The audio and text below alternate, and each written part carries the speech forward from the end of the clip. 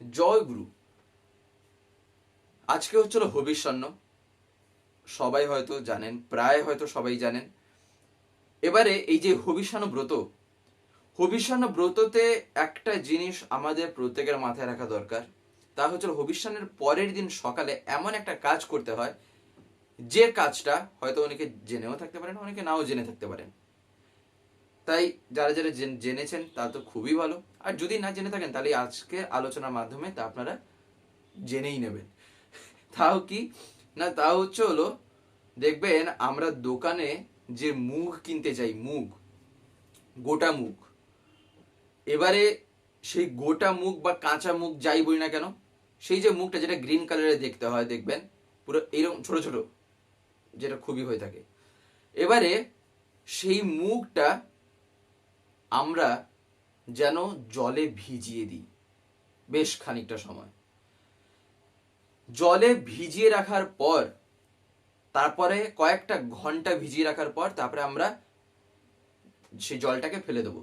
দেখা গেল যদি আমরা এই সন্ধ্যার থেকে পুরো ভিজিয়ে রাখছি, রাত্রে হয়তো একদম ঘুমাতে যাচ্ছি জটার সময়, কিংবা হয়তো মাঝরাতে যদি ঘুম থেকে উঠি বা যখনই ইচ্ছা, তো সেই সময় কি না, জলটাকে ফেলে দিতে হয় সে কয়েকটা ঘন্টার পরে।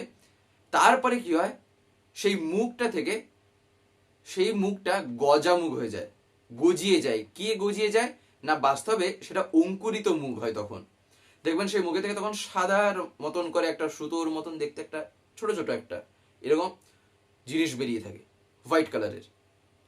যাতে বুঝতে সুবিধা বলে এরকম করে বলছি। থাকি না, সেই যে মুখটা তখন হয় সেটাকে বলা হয় থাকে অঙ্কুরিত মুখ।